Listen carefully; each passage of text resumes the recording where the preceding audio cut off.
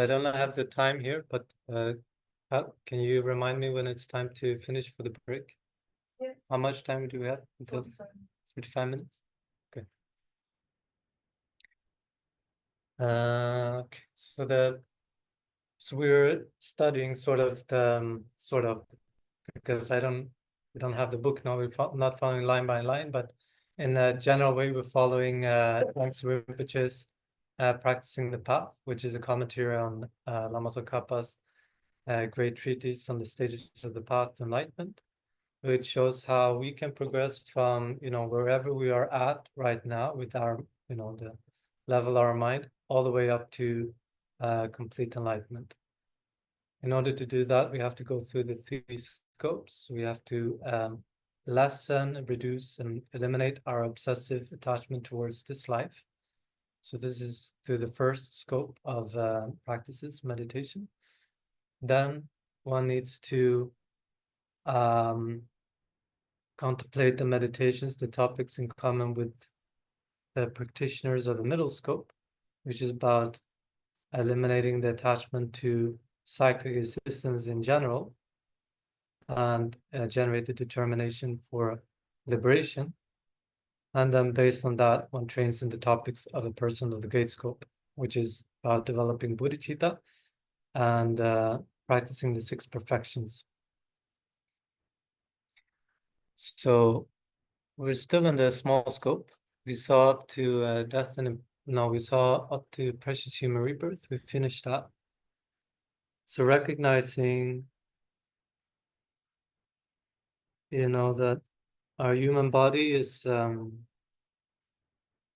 as a very special vehicle for practicing a spiritual path.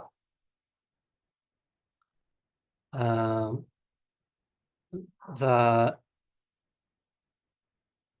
it affords us great opportunities to create the causes of happiness within samsara. So we can experience the temple of happiness of samsaric realms.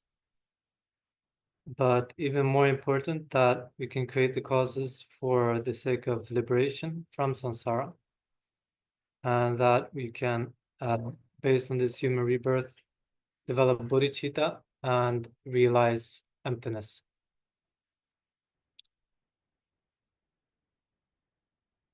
And that the causes for this human rebirth are, said to be extremely, extremely difficult to create. So we saw it from the causal perspective, how difficult it is to create the causes.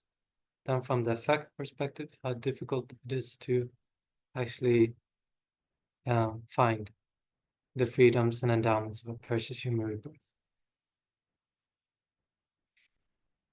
So having found a precious rebirth, what do we do?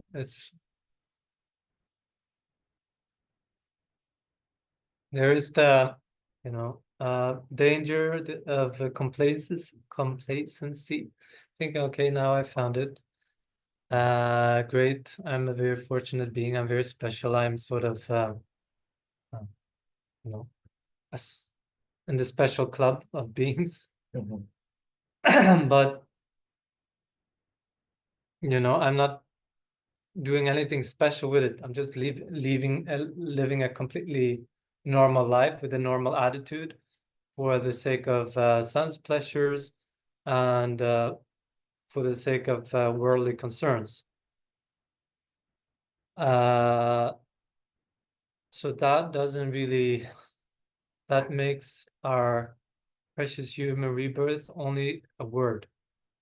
It's not something that we're actually using. It's not the heart meaning of having a precious human rebirth. So to take the real meaning, the real essence of the precious human rebirth, one needs to contemplate death and impermanence. One needs to develop the awareness that it's not going to last forever and it's not going to last for a very long time. So I don't know, some people don't like thinking about death. Or have a strong aversion towards thinking about death as a function of having a very strong attachment towards this life, I suppose. And it said that to encourage us to contemplate impermanence and death, one needs to think about the drawbacks of not doing so. What is the drawbacks of not having a genuine awareness that I'm going to die? It's not only happening to other people, but it's going to happen to me. So it is said that if we don't have a genuine awareness of impermanence and death, we will not engage in Dharma practice. Who cares? Who sees the benefit of Dharma practice if we are not, if we don't have this awareness? Dharma practice can be, become the stumbling stone, how do you say, an obstacle for achieving our ambitions for this life, right? So why would we want to engage in Dharma practice, spend hours instead, useless study and contemplation and meditation and doing retreats and reciting mantras and going for refuge and all these kind of sorts of things, if we have this mindset of I want benefit now, and then we will not engage in these activities. So, and even if we do see some point in Dharma practice, if our awareness of death is not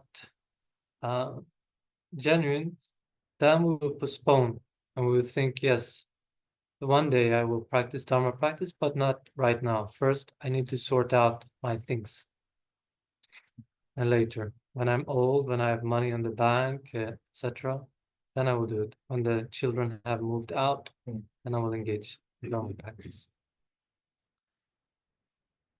Even if we do engage in Dharma practice, it is said it will be most likely impure Dharma practice. So we will do it with worldly concerns, with the same kind of mindset that we are pursuing a worldly career, relationships, and so on. So we engage in Dharma practice for the sake of pleasures, compliments, reputation, and even gain, even worldly gain, like and fear of the opposites of these. So yes, we can do some meditation as long as it's very comfortable. As long as we experience some peace and bliss, then we will, happily do some meditation. Oh yes, we can come to a Dharma talk as long as somebody is giving us, the back massage of pleasing our egos, saying how special we are, how special our life is, and so on. Yes, then we can go for a Dharma talk. Yes, we want to please the guru, and so as long as the guru is patting us on our head and not telling us to do anything, against our ego, and so on and so on. So it becomes just worldly Dharma. And this because we don't have the strength of mind to go against our self, even the obsessive, self-centered attitude with this life. And even if we do sometime muster, a pure motivation for our practice, as soon as we meet some obstacles, then we give up again, because we are not having our gaze fixed on death. And at the time of death, it is said that so we die with regret of not having made the most of this life. Having passed through life a bit like, in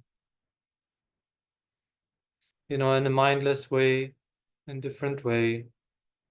With a lot of attachment to this and that, with no genuine motivation to benefit others. Even having created non-virtues, harming other people for the sake of our objects of attachment in this life. So it will be a bit like, you know, when you go for a trip, you're driving somewhere far away and then you arrive and you notice, oh, I didn't even notice the landscape. I didn't pay attention. I didn't enjoy anything. And let's say, I didn't stop at the road and pick fruits. And I didn't bring something from this life. This kind of sensation at the time of death, if we haven't practiced genuine Dharma.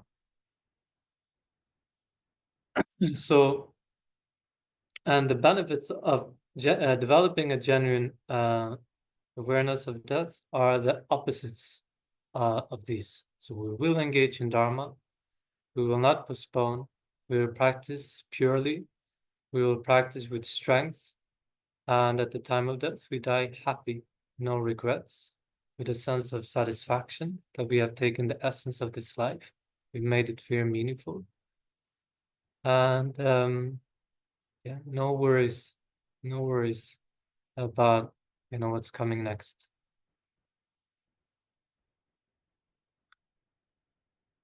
So the way to contemplate death is, you know, when you do it in a formal way, it's very systematic. You have the 3 roots and then the 9 reasons for doing that, for those roots thoughts. First thought is about, I will definitely die. Second thought, I don't know when I will die. And the third thought is that at the time of death, only Dharma practice will be of any benefit. So when we think the first root, when we think I will definitely die, it's not, you know, we are trying to make this awareness because we all know that we will die. It's not, you don't have to be very intellectual, but to understand that, but to make that mind deeper, you know, to integrate it into our heart experience.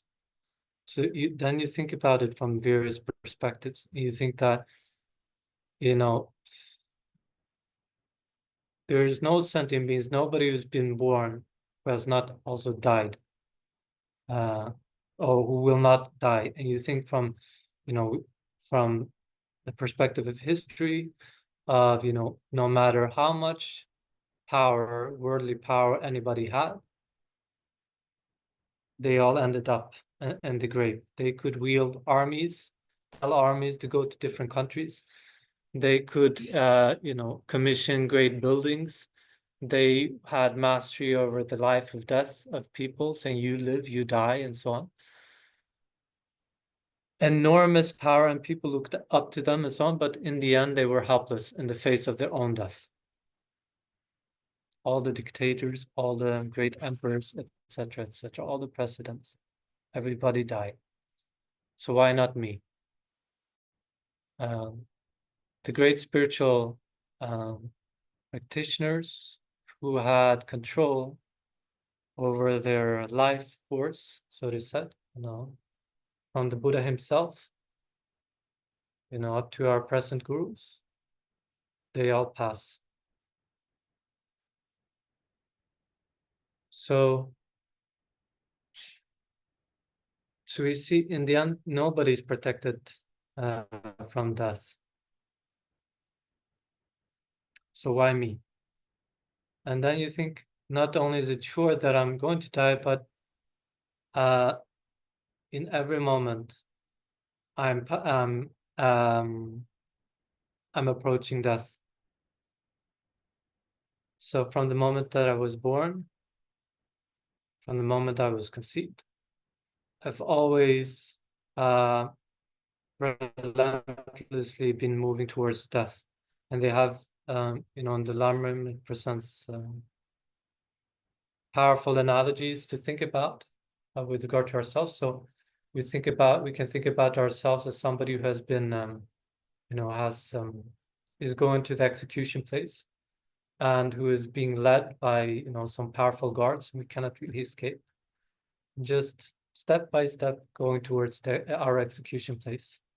And the guards are, you know, aging and sickness or whatever, however we want to think about, but we are being held by these guards of aging and being just taken to our execution place. Or like somebody who's falling from a building, and sooner or later will definitely hit the ground. So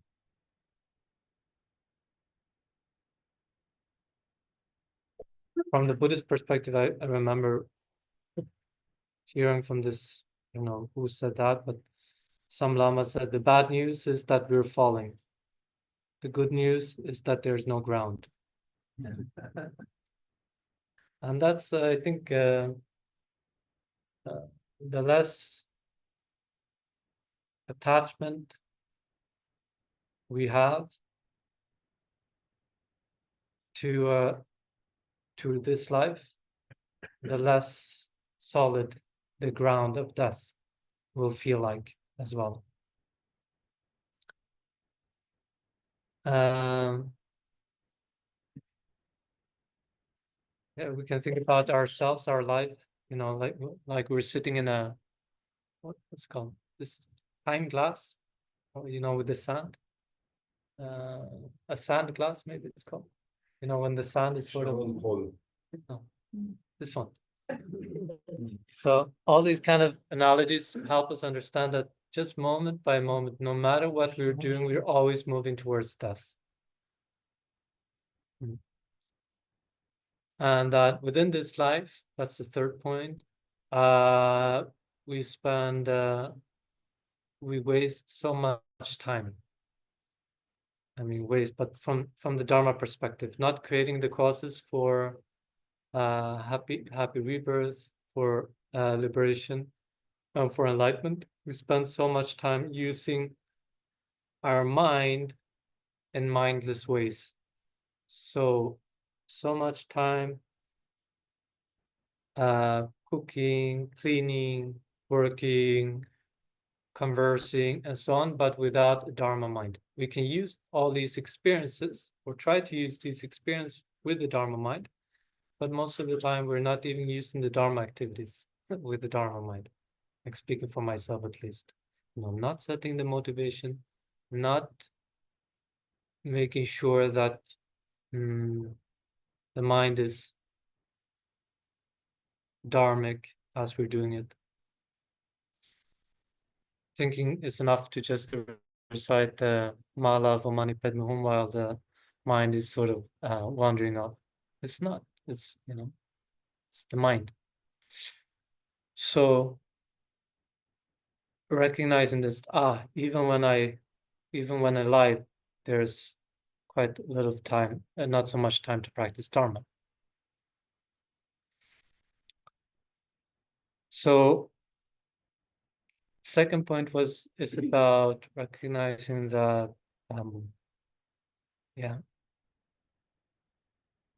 that the time of death is uncertain. So we know that there is no designated lifespan for human beings. They say that, well, that's a strange cosmology, but for us, we know that people die when they're some die when they're babies, some die when they're toddlers, some die teenager, and so on and so on. And some live until they're 100 years, but we don't know how long we're gonna live. Right? Second is that the causes of death are within all around us and within us. And it's to counter this this complacent attitude of feeling that my life force is very stable.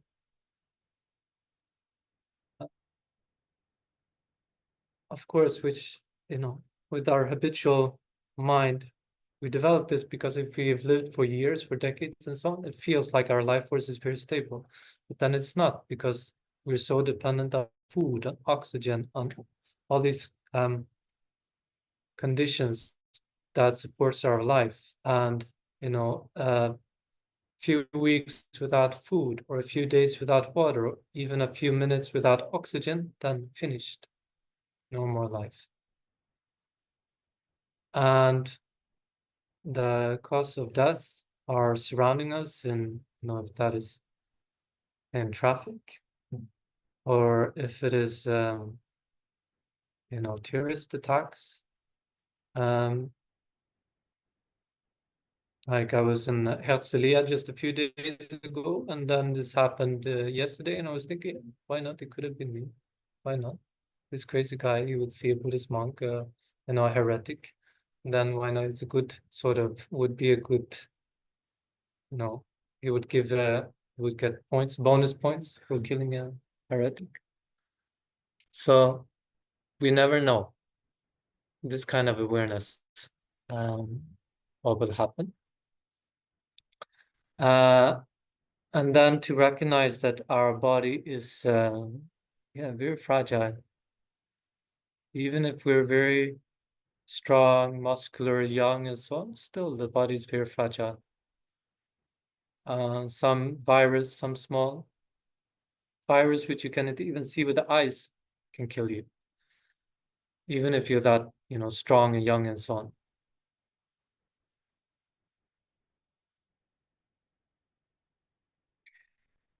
And so when we die, we know that we don't take anything with us.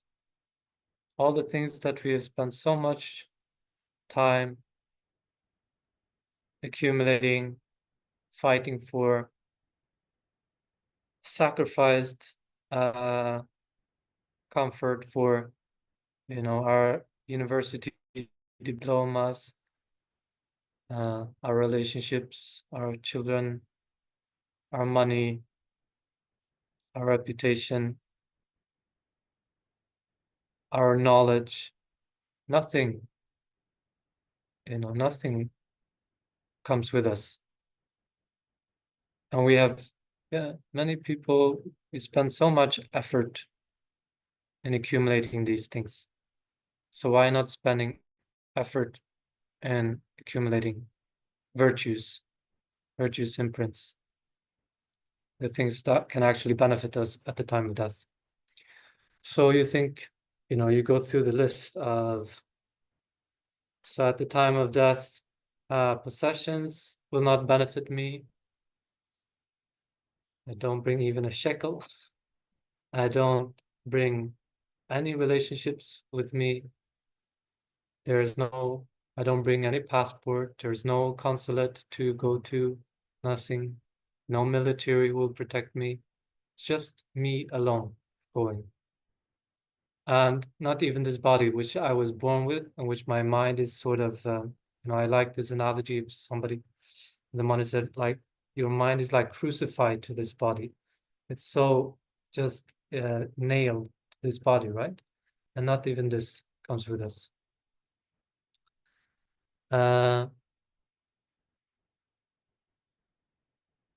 So one comes to the conclusion, the only thing that I do bring with me is Dharma practice. So it's that's the worthwhile thing, to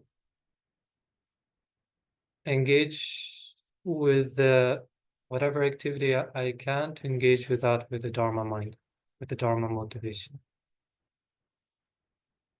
Among these points, I think it's the second one, like the uncertainty of death, which is said to be most difficult to realize, which one should spend more time contemplating. It is also said that this meditation on death is not something, it's not just a beginner's practice, but it's something one does, throughout the path, that one needs to be reminded about throughout the path. And that it's the best meditation to crush the attachment, the anger, and the arrogance of the three realms, because it's so accessible. Emptiness is a very profound meditation which can purify our mind from afflictions, but it is difficult to actually get that object. But death and impermanence, it's so obvious, really. So we can get at it, and it has this kind of diminishing effects on our afflictive attitudes and afflicted emotions, and allows us to sort of deal with worldly life, like just the worldly things, with the Dharma perspective. Walking away from conflicts instead of, fighting until the end, having to have the last word in conflicts and so on. But we can, okay, fine. We can let go easier to things if our awareness is in death, not taking things so seriously, which is due to attachment to this life, which again gives us space of mind and giving us a lot of joy. There's so much joy in meditating on death. Gives life, I think, at least, gives life so much flavor. It's the salt of life. Because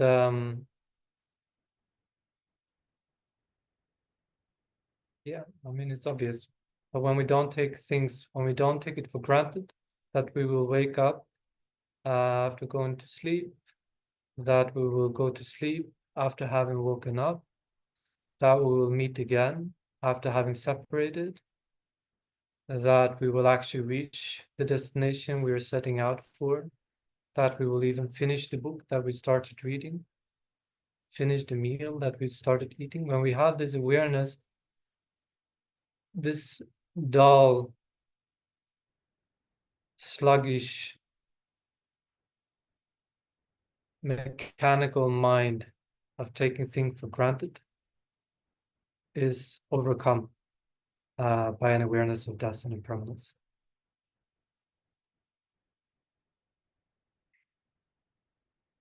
So it's a bit like, I was thinking a bit like now every night, most of the nights when I go to bed, I think, yeah, probably I will wake up during the alarms, right? And then when you wake up in the morning, it was, wow, fantastic.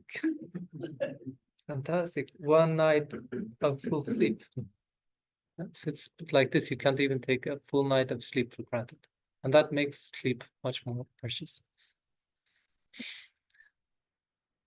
So after having generated an awareness of death and impermanence from the heart, authentic awareness of death from the heart, one then goes on to meditate on the lower realms. So these two meditations are for the sake of turning the mind away from obsessive attachment towards this life. And the next two meditations in the lower scope, refuge and karma, is the means of creating the causes for happiness in future lives. So I don't think I will go in so much into the lower realms. Oh, not because I don't think you can handle it, but I don't meditate on it too much myself, I must confess. But to have this awareness that within Buddhism, like my brother, he would say, I think it was quite in the beginning when I met Buddhism, he said, I really enjoy Buddhism. I don't believe in anything, but I really enjoy Buddhism, he would say. Among all the religion, it is the most humane one. And then he said something to the vein, because you don't have hell, like you don't talk about hell. I was rolling my thumbs.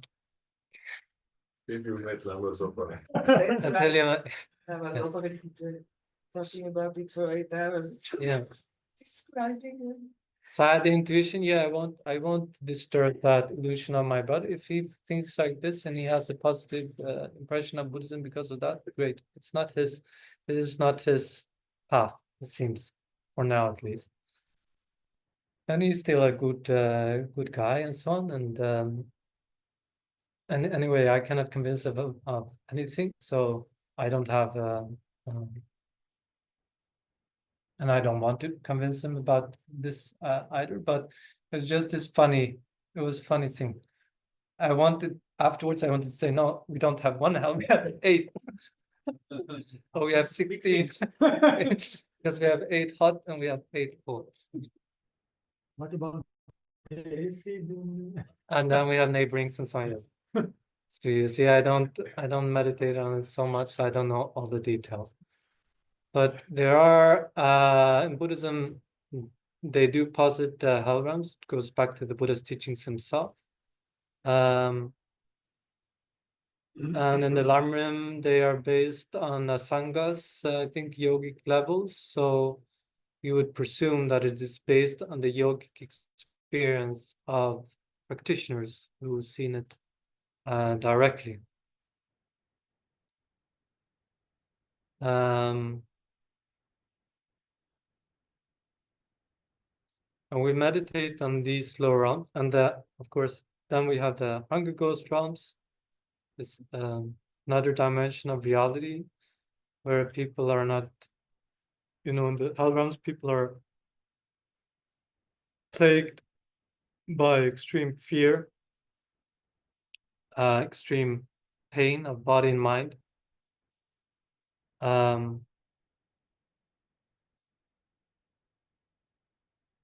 And Hunger Ghost realms, the pain is said to be due to mostly due to the hunger and the thirst, and the incomplete insatiability.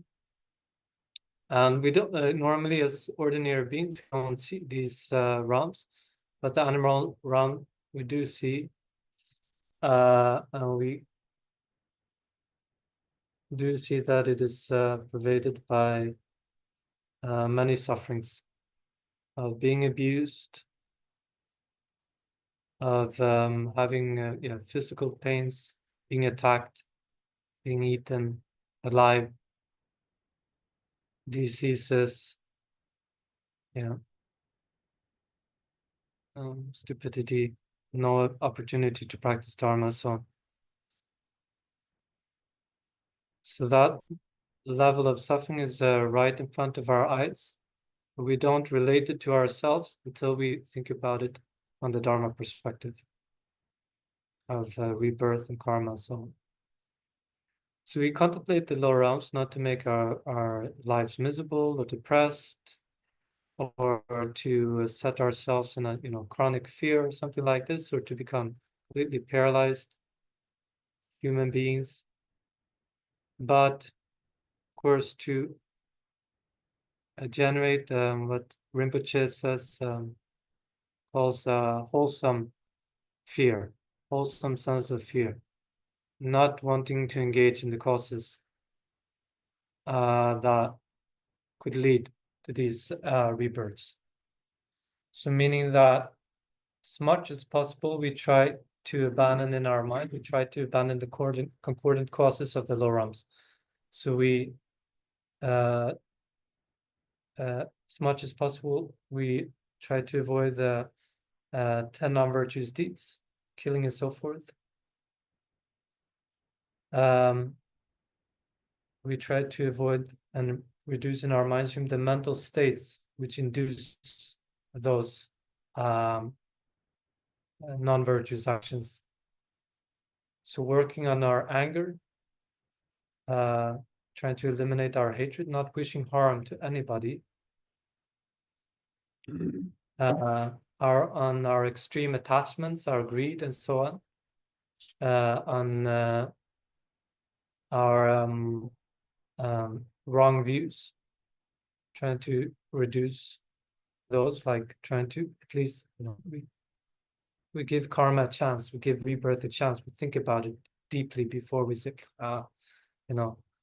these things are sort of disturbing the way I want to live my life, and disturbing my short-term strategies of destroying everybody else and winning, gaining myself. No, we give these things, this view of reality a chance.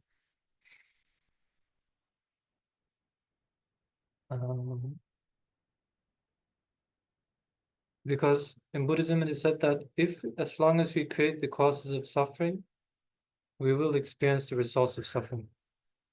Even if we take refuge in the 3 jewels, even if we pray to the Buddha, or as it says in the King of Concentration Sutra, for one who has a malicious mind, not even the Buddhas can help such a being, not even the Buddhas can protect such a being. So abandon hatred. It's your own responsibility. Your mind is, your business.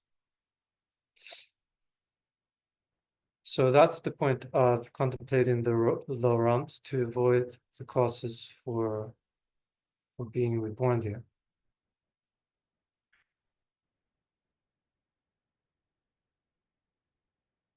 And those causes are strong in our mind. That, when the afflictions, when they arise in our mind and they hold it in their grip,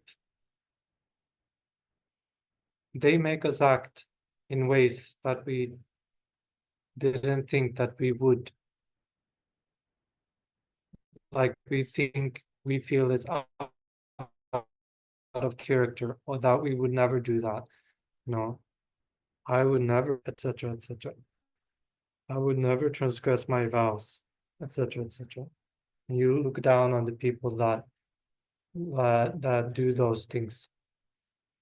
But in certain circumstances, when the afflictions arise and when they push and they pull, we also engage in those we will also engage in those activities.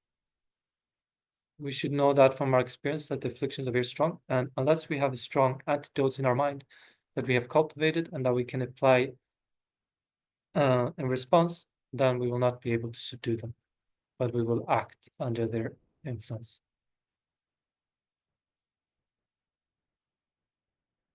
And never think with this kind of complacent mind that I would never do that. Like one monk friend of mine, he would say, he was from Egypt, Palden. He was a monk for a few years in Alanda, and he said there's I mean, he didn't have high thoughts about Islam and so on, but he said that there's a Muslim proverb which says, never criticize others except for fasting too much and praying too much.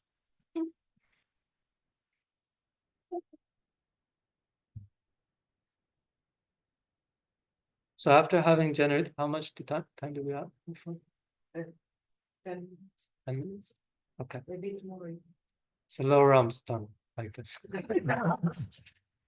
For more information, go to Lama Supreme. Go Go to Lama Supreme learn. And I would, yeah. And I would sit and like, I don't think I was there to listen to Rinpoche's when it was at his peak of, teaching. That was probably the people that went there to in Copa in the 70s, the 80s, and so on. And then I think Rinpoche had to, because Rinpoche, for him it was so important. This, he says, I think it's in the How to Practice Dharma, which is about 8 world concerns. He says that his favorite pastime, his favorite hobby in the early days was to speak about how to cut the 8 worldly dharmas. That was sort of his favorite subject. He said, I was very selfish at that time because I was always just talking about my favorite subject, but I liked to hear, what I like to talk about.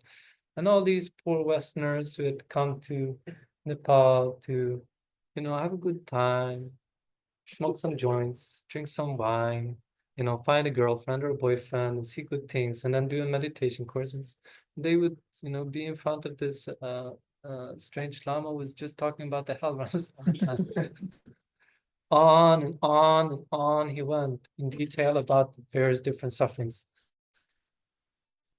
And it is said, I've heard this anecdote a few times, that they would go to Lama Yeshe to complain because Lama Yeshe showed the aspect of being loving and being the mother and being, funny and talking all about the nice aspects, the optimistic aspects of Buddhism, Buddha nature, the white side of karma, love and compassion, all these things which, they uplift the mind.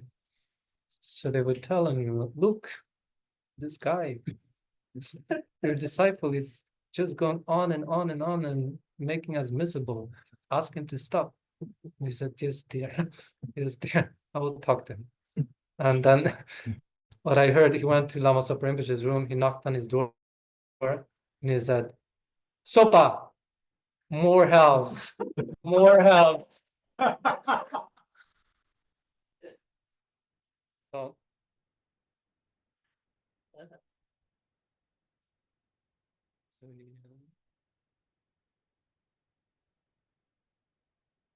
having contemplated death and impermanence, suffering, and relating it to ourselves, and really seeing our mind that we are not the masters of our mind and our, destiny, until we have really, reached a more advanced state on the path. It gives us a sense of humility, and we look for, the idea here is to who can protect me from this kind of suffering, who can guide me, who is trustworthy in this life, who can you trust? And that's the second cause of going for refuge. The first one is fear, and the second one is trust. Trust in the three jewels. So we have to contemplate then why the three jewels? Why not another, object of refuge? Why this insurance company, not that insurance company, sort of thing. Then you have to study the teachings and see that the Dharma teachings in so many ways concord with reality, and in so many ways are relevant to life. So many things that we can, if we think about it, that we can verify ourselves, like impermanence, like suffering, the causes of suffering, even rebirth. We can develop inferential realization of. Emptiness is something we can develop inferential realization of. And if not inferential realization, at least sort of a grounded understanding based on, some good sound process of reasoning. So we see that, if we see that, then we'll get intuition or a conceptual knowledge that the nature of our mind is pure, free from afflictive emotions, and even what's called the cognitive obscurations. We have afflictive obscurations preventing us from gaining liberation, cognitive obscurations preventing us from achieving Buddhahood. And these, as ordinary beings, all of us are said to have. And as sentient beings, all of us have the pure nature of the mind. It is naturally free from these adventitious afflictions because they don't accord with reality. They have the mode of apprehension of reality as being, permanent, pure, endowed self, and so on. And we can refute that using our own reasoning processes. Then we can also think or infer that there are beings in this world who have gone through the process. They have gone through the entire path. They have eliminated these obscurations. Such a being who have eliminated all those obscurations, not just a partial amount, but all of them, is a Buddha. Buddha or Sangye in Tibetan, meaning, on the one side, Sang is the Buddha, is the purification practice, having removed everything that needs to be abandoned, and Da or Ye is to have developed everything that needs to be developed. So such a person has no obscurations. Because having no obscurations, they have no fear, not even the slightest moment of fear. They don't have any fear of saying, I'm a fully, completely realized Buddha. I know everything. So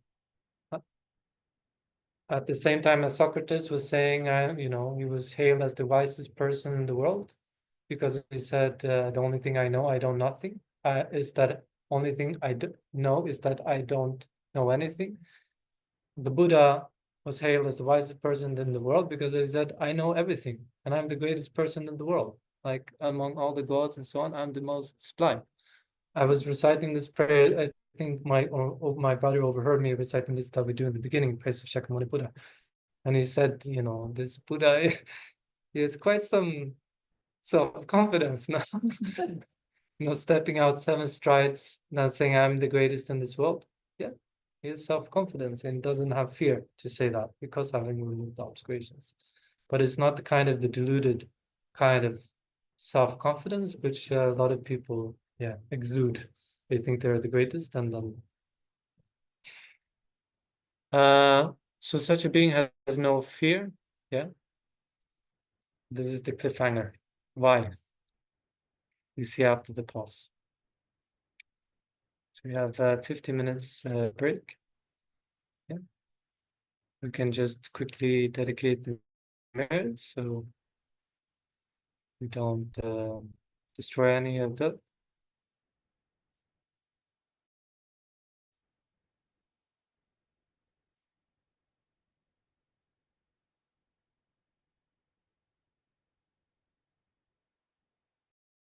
So please think that may this virtuous energy become across a benefit for others and for yourself,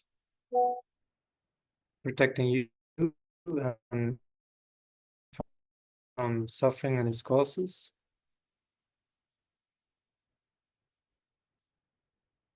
and allowing yourself to get more in touch with the nature of your mind.